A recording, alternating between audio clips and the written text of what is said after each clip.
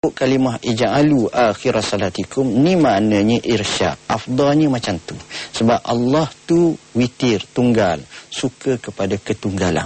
Jadi kalau orang tu nak semayang lagi solat sunat sebelum daripada selepas daripada witir, boleh ke tidak? Jawab dia boleh. Tapi afdalnya witir terakhir. Ini jawapan ini berdasarkan kepada beberapa pendapat ulama. Yang pertama, Asy-Syaukani rahimahullahu ta'ala melalui kitab Janailul Autar telah menceritakan bagaimana Abdullah bin Umar musafir tengah malam, dia nampak macam bayam gelap, kemudian dia rasa macam nak masuk dah waktu subuh, dia pun witir. Tengok-tengok tidak, rupa-rupanya awang semata-mata. Dia sambung semula semayang. Begitulah beberapa kali. Jadi di sini menunjukkan selepas salat witir bukanlah haram secara mutlak untuk seseorang itu salat-salat sunat yang lain. Bahkan Syekh Abdul Aziz bin Abdullah bin Baz dalam Fatwa Islamiyah, bila ditanya persoalan ini, menjawab, bahkan di sana ada dalam satu riwayat Rasulullah sallallahu alaihi wasallam pernah melakukan salat selepas daripada salat witir sebanyak 2 rakaat. Justru taklah menjadi satu kesalahan. Kemudian seterusnya soalan, Waalaikumsalam, mana yang lebih baik atau lebih utama antara sembahyang sunat tahiyatul masjid dan mendengar kuliah agama? Keadaan ini berlaku apabila kita masuk ke dalam masjid di mana imam sedang memberi kuliah agama. Dalam masalah ini, yang paling baik ialah kita menggabungkan dua perkara. Kita sembahyang sunat tahiyatul masjid dalam bentuk yang ringan, artinya tidaklah sampai mengambil masa yang panjang. Kemudian kita menghadirkan majlis untuk mendengar, mengaji, belajar ilmu agama. Maka di situ kita telah himpun dua kebaikan. Kemudian seterusnya, daripada Rosnah Sulaiman, Waalaikumsalam, saya terbangun lewat untuk salat subuh. Lalu saya pun segera berwuduk dan menunaikan salat subuh tanpa melakukan salat sunat qabliyah kerana khawatir waktu yang terhad. Selepas menunaikan salat wajib, saya dapati belum masuk waktu syuruk lagi. Lalu saya pun menunaikan salat sunat subuh selepas itu. Soalan saya, adakah boleh saya tunaikan salat sunat subuh qabliyah selepas salat wajib?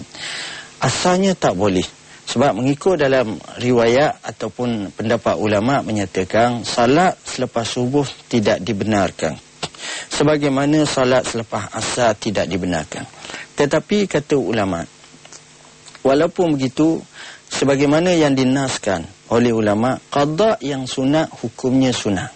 Antara yang menyebut hal ini ialah guru kami Syekh Dr. Wahbah Az-Zuhaili dalam Fiqh Islami wa Adillatu, menyatakan bahawa qada yang sunat hukumnya sunat. Dan ini juga pendapat kebanyakan ulama. Cuma waktu untuk nak qada yang sunat, seperti katakan sunat sebelum subuh ini, afdalnya qada selepas daripada keluarnya matahari.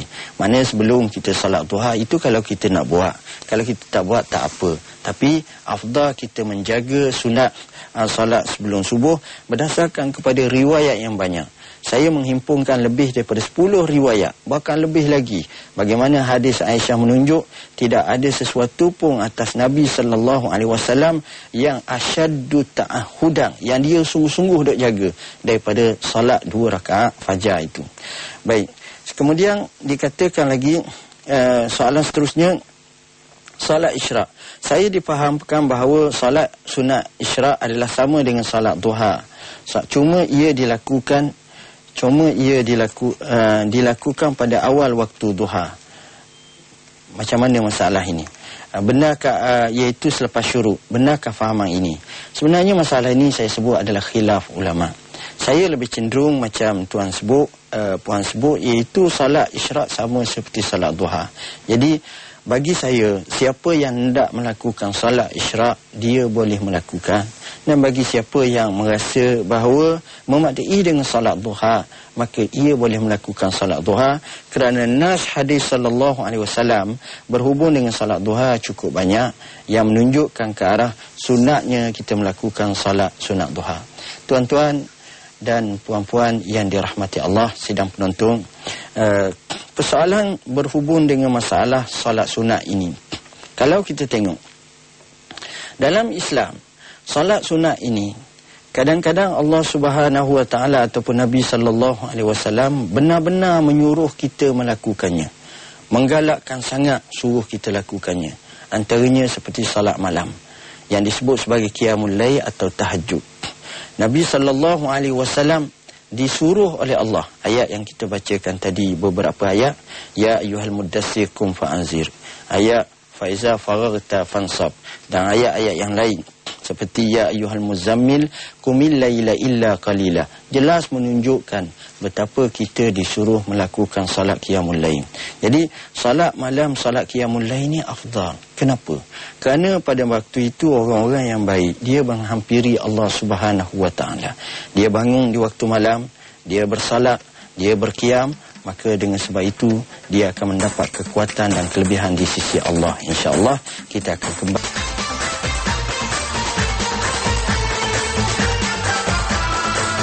Alhamdulillah, kita masih lagi bersama dalam siaran Tanyalah Ustaz.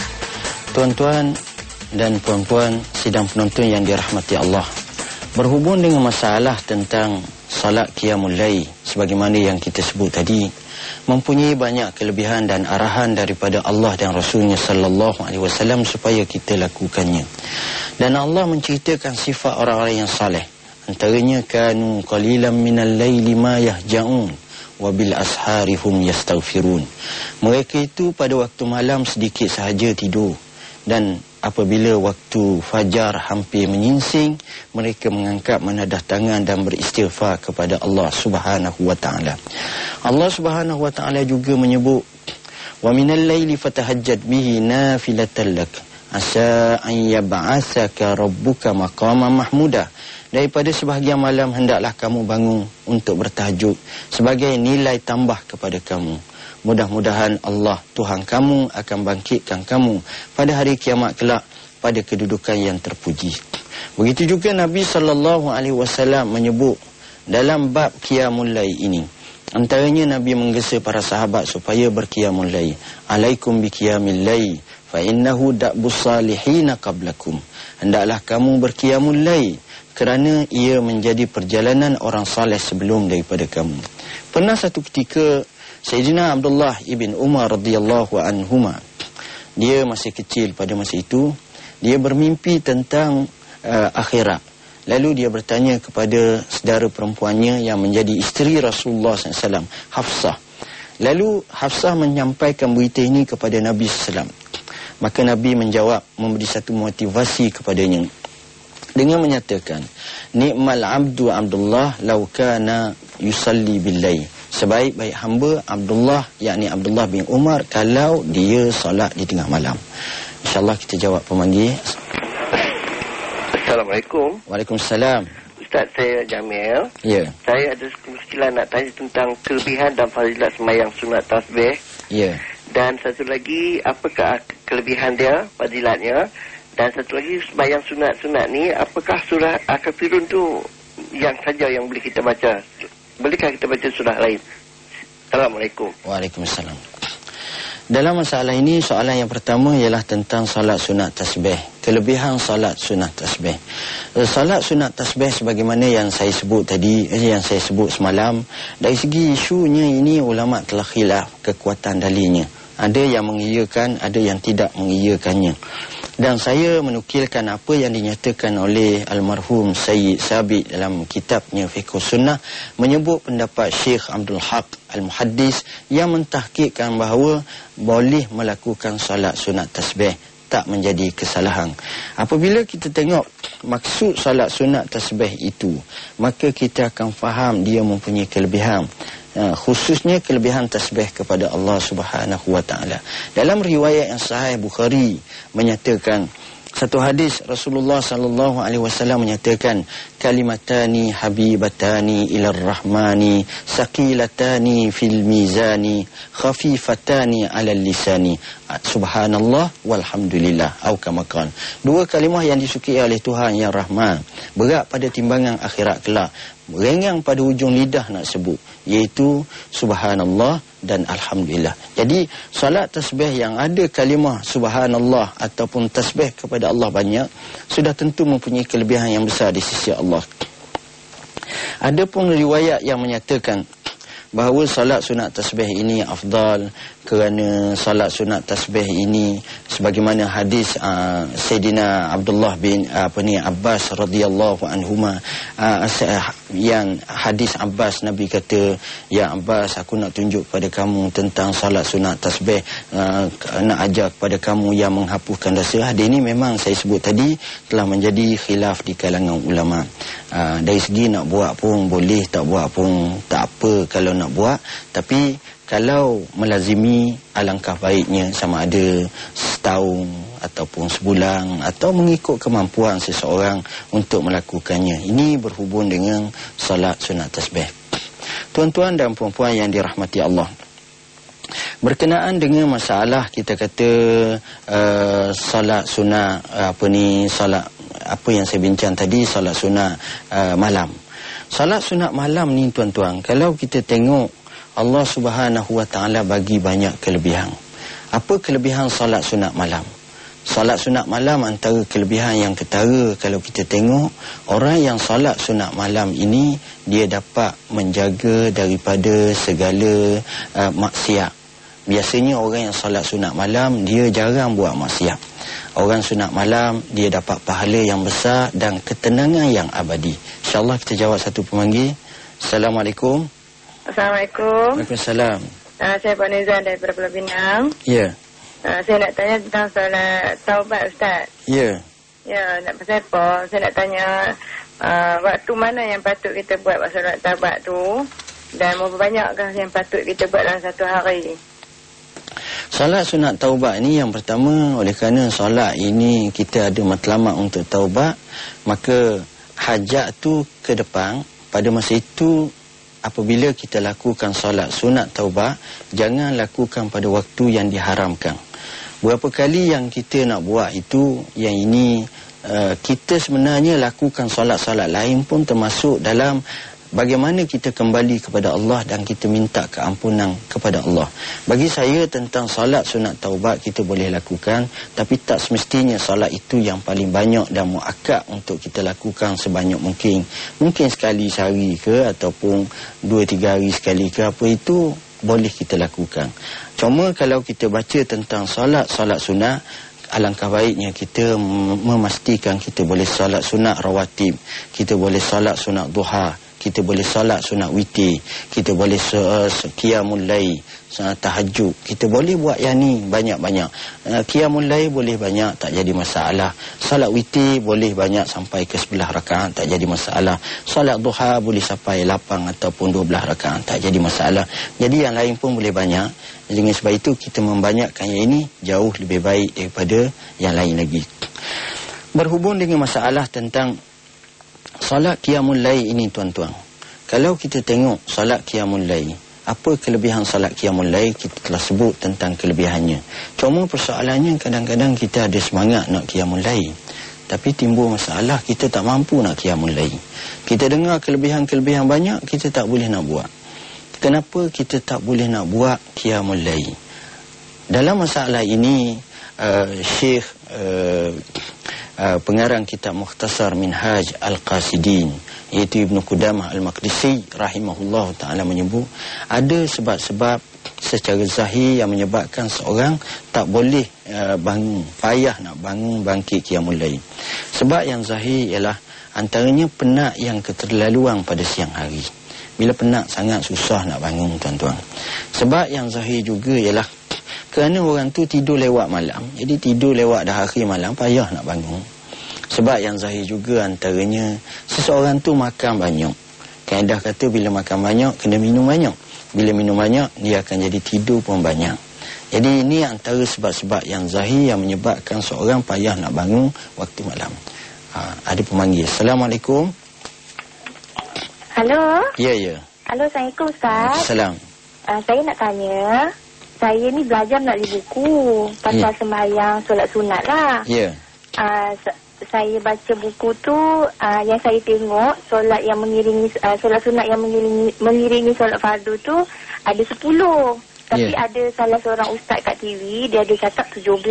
Jadi saya solat duha ke, solat tahajud ke, solat witir tu ke, jadi saya nak fahamkan betul-betul. Okey. Terima kasih. Salat tentang mengiringi waktu sebagaimana yang kita nyatakan iaitu salat rawatib. Rawatib ni sama ada mengiringi sebelum atau selepas.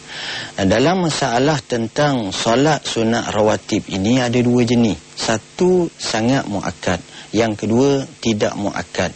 Kata ulama yang maksud muakkad ini Nabi sentiasa melaziminya dan jarang sekali Nabi tinggalkannya. Adapun ghairu muakkad ni kadang-kadang Nabi buat, kadang-kadang Nabi tak buat. Dalam masalah ini ada dua. Yang kata 10 itu yang muakkad, yang kata lebih daripada itu yang ghairu muakkad. Jadi dua-dua tak salah. Yang afdalnya kalau kita buat dua-dua. Ada masa kita boleh buat yang banyak, ada masa yang kita ada hak yang terhak, waktu yang terhak kita buat sekadar yang muakkad biasa saja, maka itu pun alangkah baiknya. Dan berhubung dengan solat-solat duha itu tidak termasuk dalam rawatib, itu solat lain, solat sunat yang kita lakukan pada waktu duha. Baik, berhubung dengan masalah tentang sebab-sebab yang menyebabkan seorang tu boleh qiyamul lail, sebab zahir kita telah jelaskan. Sama ada penat yang amat sangat, ataupun tidur lewat malam, ataupun makan terlalu banyak. Jadi payah kita nak bangun di siang hari, di malam hari. Adapun sebab-sebab batin, bagaimana cara untuk memudahkan untuk kita qiyamul lail? Pertama, dia hendaklah berqailulah. Kita kata tidur sekejap di siang hari. Bila kita tidur sekejap, sama ada sebelum zuhur ataupun selepas zuhur, maka di sini adalah sunnatul anbiya, sunnah Nabi SAW. Yang kedua, seseorang itu jangan tidur lewat malam. Dia tidur awal. Kalau boleh tidur awal pada waktu malam, sebab dalam hadis yang masyhur, tidur selepas isyak ini afdal sebenarnya. Baik. Yang ketiga kata ulama, seseorang itu hendaklah tahu tentang fadilat salat qiyamul lail ini, salat malam. Kalau dia tahu tentang fadilat qiyamul lail, dia akan dapat pahala yang banyak dan dia jadi semangat untuk nak berqiyamul lail. Dan kata ulama, sebab yang paling kuat menyebabkan seorang boleh bangkit di tengah malam untuk qiyamul lail ialah seseorang itu cintakan kepada Allah Subhanahu wa taala. Insya-Allah kita akan kembali selepas ini.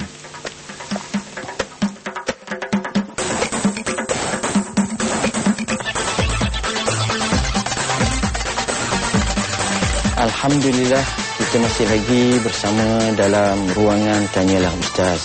Dan sebagaimana yang kita telah bincang tadi tentang salat qiyamul lail ataupun qiyamul lail, banyak kelebihan-kelebihannya. Cuma sini saya nak sebut satu persoalan, iaitu bagaimana kita nak lakukan qiyamul lail. Bagaimana di sini saya nak fokus dari sudut waktu bila kita nak lakukan qiyamul lail. Saya nyatakan di sini yang pertama ada 7 cara untuk kita melakukan qiyamul lail. Pertama, menghidupkan seluruh malam. Bangun daripada awal sampai akhir. Ini salafus soleh lakukan. Tapi beratlah macam ini. Yang kedua, menghidupkan separuh malam. Yang ini diambil separuh. Yang ketiga, tidur 1/3 malam pertama dan juga 1/6 malam yang terakhir. Sedangkan antara keduanya dia bangkit qiyamul lail. Yang keempat, bangun pada 1/3 malam dengan tidur pada separuh malam pertama dan juga 1/6 akhir malam. Ini merupakan amalan Nabi Allah Daud. Yang kelima, bangun 1/6 atau 1/5 malam dan paling afdal daripada itu selepas separuh akhir malam. Sebahagian mereka berpendapat yang paling afdalnya 1/6 akhir malam dia bangun. Yang keenam, bangun melakukan ibadat sekadar 4 rakaat atau 2 rakaat saja. Sebab Nabi kata sallu minal laili sallu arba'an sallu raka'ataini. Kita jawab satu soalan. Assalamualaikum. Waalaikumsalam warahmatullahi. Ya. Assalamualaikum Ustaz. Ya. Saya nak tanya tentang sembahyang hajat ni. Ya. Setiap kita sembahyang hajat, kita nakkan sesuatu lah, nak berhajat, memohon pada Allah. Tapi yang saya nak tanya ni, kita nak memohon tu sebelum sembahyang hajat, iaitu bersama dengan niat ataupun sujud terakhir ataupun selepas salam. Kita memohon sesuatu yang dihajatkan. Itu aja soalan saya. Assalamualaikum Assalamualaikum Ustaz. Waalaikumsalam. Secara ringkasnya insya-Allah kita akan jawab secara insya-Allah kalau diizinkan pada esok hari. Cuma secara ringkasnya saya boleh sebut begini. Biasanya sebelum kita solat kita ada hajat dah. Jadi kita telah nawaitukan hajat kita. Cuma kalau kita nak solat, nak doa juga, doa ketika sujud adalah afdal, tapi dengan syarat dalam bahasa Arab. Kerana Nabi sallallahu bersabda, aqrabu ma yakunul abdu bi rabbih inda sujud fastahidu lahu bid-du'a faqaminun an yustajaba lakum. Hamba paling hampir dengan Tuhannya ketika sujud, maka hendaklah dia bersungguh-sungguh berdoa pada waktu itu kerana amat mudah dimustajabkan. Tetapi apa yang disebut oleh para ulama, ghalibnya dan hadis menunjukkan solat hajat ni kita doa selepas daripada kita solat. Jadi selepas daripada kita solat, kita doa hajat kita berdasarkan kepada hadis. InsyaAllah kita akan bincangkan besok secara panjang lebar. Soalan cara bentuk qiyamul lail yang seterusnya, yang ketujuh, yang terakhir ialah tidak meraihkan takdir kerana demikian itu mengikut amat suka. Jadi kita bangun pukul berapa? Bangun pukul 12 malam kita boleh. Pukul 3 pagi boleh. Pukul 4 pagi boleh. Jadi tak mesti tetap dah mesti macam ni. Sebab keadaan kita pun kadang-kadang tak sama. Dan kesihatan kita pun tak sama dalam keadaan yang pelbagai. Ini dalam bentuk-bentuk qiyamul lail. Yang penting kita lakukan qiyamul lail. Sebab apa tuan-tuan? Kalau kita tengok Nabi kita sentiasa melakukan qiyamul lail. Kita tengok para sahabat, Allah kata apa? Simahum fi wujuhihim min asari sujud. Mereka itu pada muka mereka ada kesan daripada sujud kepada Allah. Antara sebabnya tarahum ruk'an sujada. Kamu tengok mereka ni banyak sangat duduk rokok dan duduk sujud. Ada pemanggil. Assalamualaikum. Assalamualaikum warahmatullahi wabarakatuh. Ya. Ustaz cuba tanya. Ni berkenaan dengan sunat kablatan. Sekiranya kalau kita dalam hadis Nabi mengatakan kalau terlepas kablatan subuh boleh diqada. Ya. Adakah prinsip ini sama juga dengan kablatan untuk waktu-waktu yang lain, zuhur, asar dan sebagainya? Atau ia khusus hanya untuk kablatan subuh saja boleh diqada? Terima kasih. Assalamualaikum. Mengikut nasnya termasuk yang lain juga. Kecuali apabila ianya telah dikhususkan. Contohnya seperti qabliyah asar. Bila qabliyah asar ni, sebab asar dia tak ada ba'diyah. Qabliyah maknanya semayang sunat sebelum asar. Ba'diyah ni semayang sunat selepas. Baik. Jadi kalau orang tu terlepas semayang sunat sebelum asar, maka dia tak bolehlah nak qada selepas semayang asar. Sebab itu kita pergi masjid tak ada orang semayang sunat.